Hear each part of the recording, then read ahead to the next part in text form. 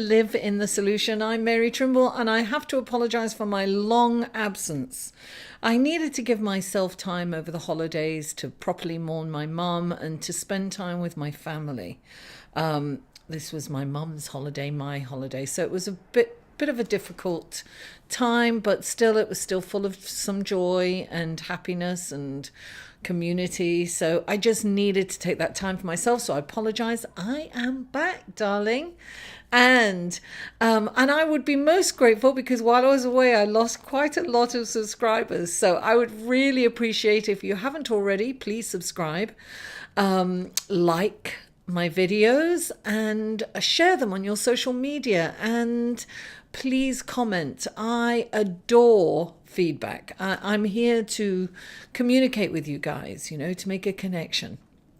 So now, big week coming up. So I'm going to talk about the aspects for the week, but I will go into detail on each video of the zodiac sign, and how it will relate in which area of your life. So on the 14th, Monday the 14th, and these readings are from the 14th of January through, I'm kind of going to cover the 21st, and I'll tell you why in a bit. It's normally just, the 14th to the 20th, but it will go into the 21st because of the eclipse coming up. So I'm looking up here because I have the aspects and the chart up here. So on the 14th, on Monday the 14th, Mercury sextiles Neptune. I'll go into detail in your video. On the 18th, the moon moves into Cancer. Beautiful, emotional, kind of compassionate time. Then Venus trines Mars on the same day. Mercury is conjunct Pluto as well on the same day. And the Sun squares Uranus. Now,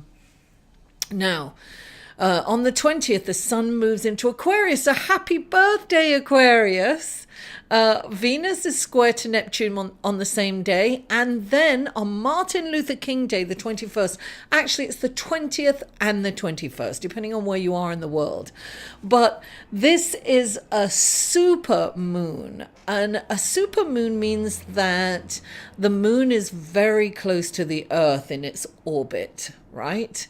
So it's going to appear huge, and it's going to be a blood moon. So it's going to kind of have that rusty look to it. And that's because as it enters, as it gets closer to the Earth, the sun, which is opposite, because that's always happens on a full moon, the sun is opposite the moon.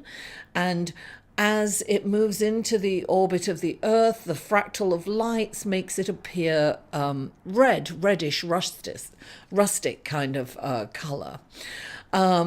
Now, this is a total lunar eclipse, a full moon total lunar eclipse. We won't have another.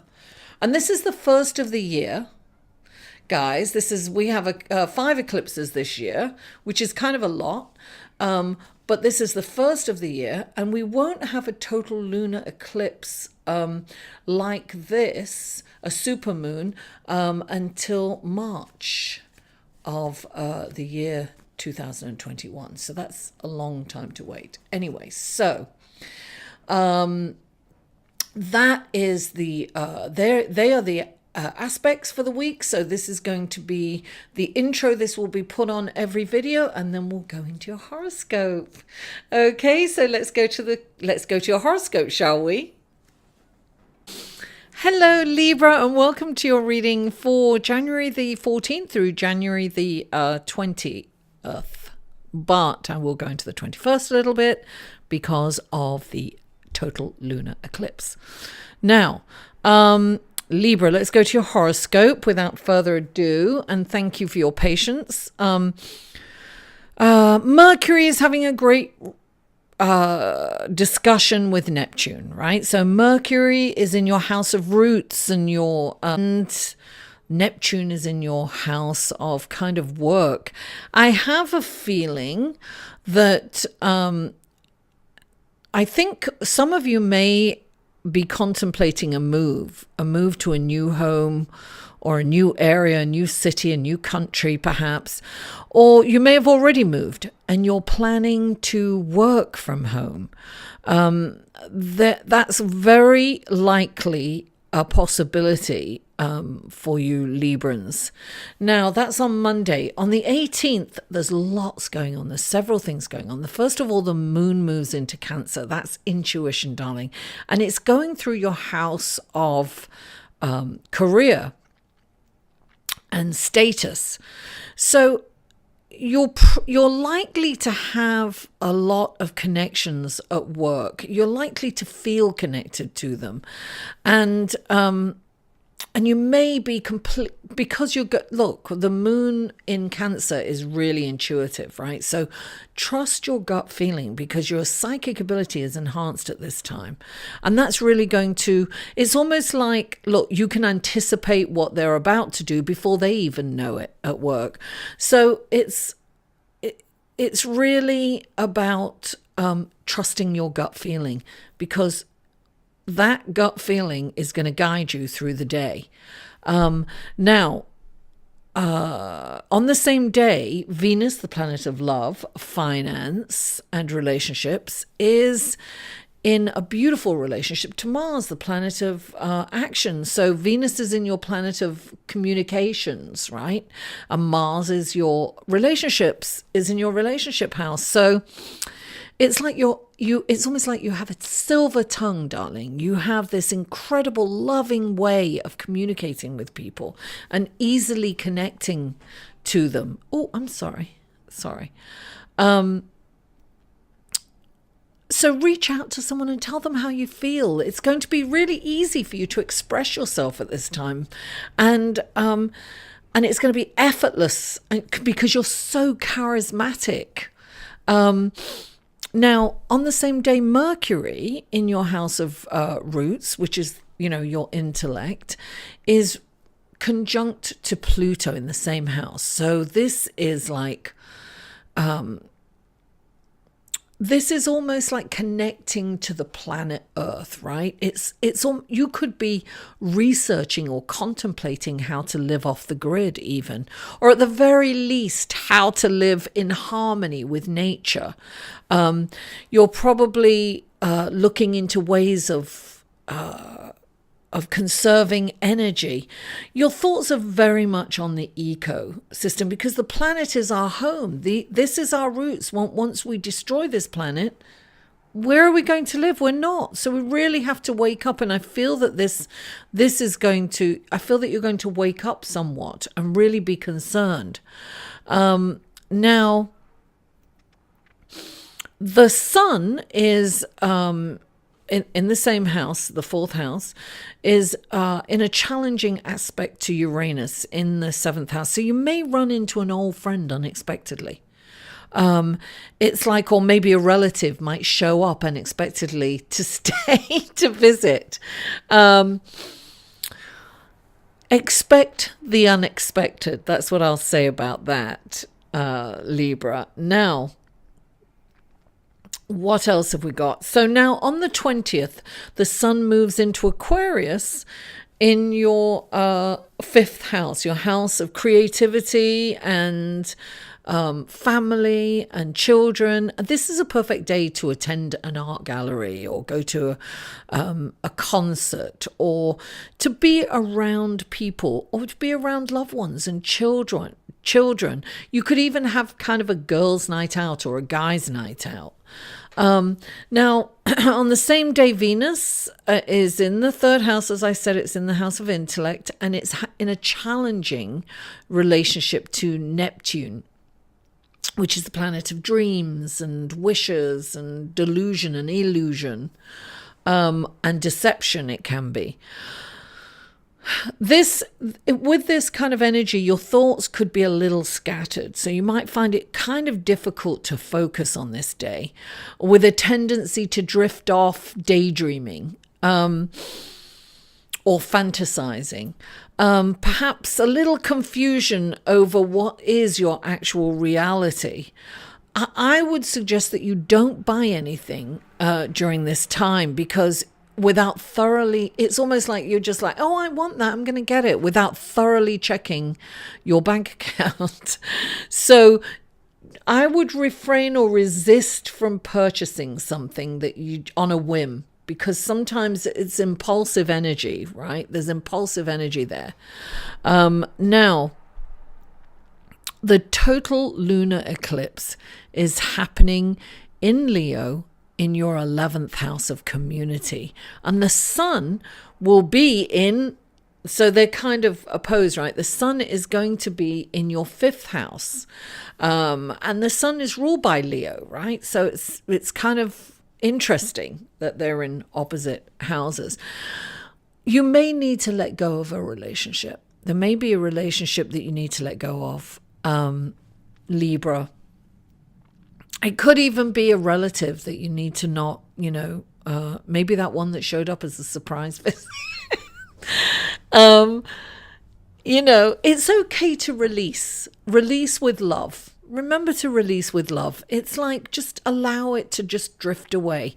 Look, this relationship may come back at some point in the future, or not. And it's okay, because this relationship needs to go now, and maybe it needs to stay, who knows. But this is happening for a reason. When the eclipses come, they bring to light relationships, places, jobs, things that no longer work for us. And so major changes and uplifts happen during an eclipse. So it is for the best. And you have to understand that whenever sure that you've looked at changes in the past and thought that, when you have some distance, that it happened for a reason and it was for the best. So, and that's what's happening for you. Oh my God, I forgot to shuffle. I blessed these before and I forgot to shuffle while I was doing your horoscope. So this is for Libra. 3 cards for Libra, please, for this coming week. 3 cards for Libra. I totally forgot to do that. I'm supposed to be doing this together. 3 cards for Libra, please. There you go. Oh, 4 cards. You got 4 cards. 1, 2, 3, 4. Okay, now let's do the clarifying cards. They've all been blessed with intentions prior. Okay, so we're going to clarify.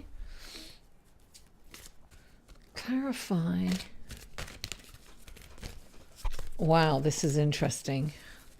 You've got 2 7s in the same place. There you go. That's it. Okay. Oh.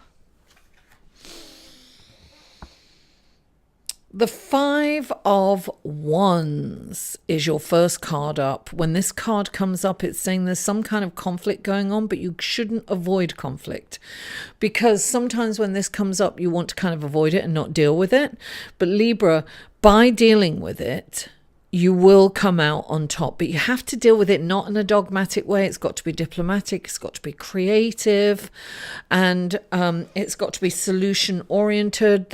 And it's got to have the best outcome for everyone, not just for you. By handling this, you will really be rewarded, either personally or even by the others. You'll be admired for coming through this in a very creative way. And look, clarifying it is the 8 of Earth. This is known as the Apprentice card, right? It's like the 8 of Pentacles, the 8 of Earth. You kind of see almost like the Pentacles right there. This is about study. This is about learning. This is about personal growth. I'm really getting that. So by handling this, you are going to grow personally. It's going to create wealth for you. And if that's in personal growth, it's all the better. But I don't think so, because you've got the 6 of Wands. And the 6 of Wands is accolades.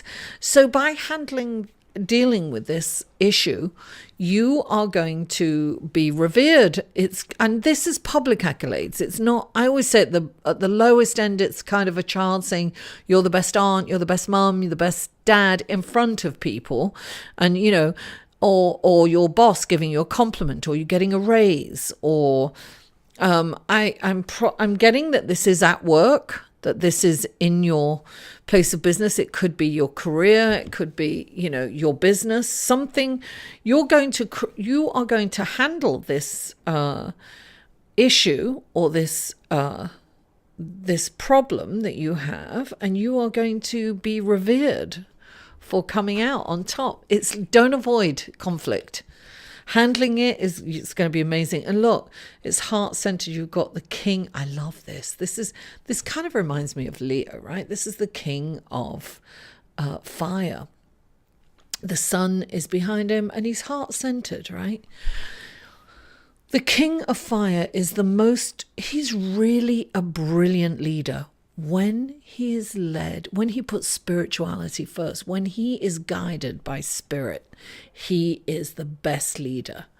He can be a little selfish and impatient and, you know, running around if he's not heart-centered and led by spirituality. So you kind of have to really put spirituality first, right?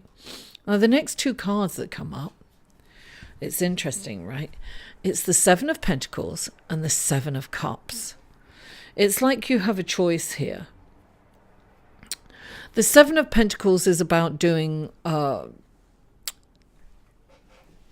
it's about doing the bookkeeping. It's about looking at how much effort you've put into something. Are you getting paid back enough for the effort that you've put into it? So you really have to look at it, because it's like, oh, you're starting to see all the fruits of your labor, but is it worth all the labor that you put into it? You really have to look at it. And if it's not like you have to completely change the plan, but you're going to have to kind of, tweak it somewhat. There may be work somewhere that you can tweak it and change something. So it's important to look at that. Now, then you have the Seven of Cups. Sevens are introspective. They're about going inside, right, to get the answers. This is the Seven of Cups. There's so many opportunities here. I don't see the wrong ones in here. These are all great opportunities. But there's probably so many, it's overwhelming. What do you choose? Which way do you go? What should I choose, right, is the question. Now, clarifying both of those cards is the Nine of Earth. This is about wishes and dreams coming true, all your needs being met. This is definitely, the only thing I would say about this is, look, she's a little blind in here. You are seeing, right, the potential of all this money coming in. It's finally coming in. But you may be kind of overreaching yourself. So you have some choices here.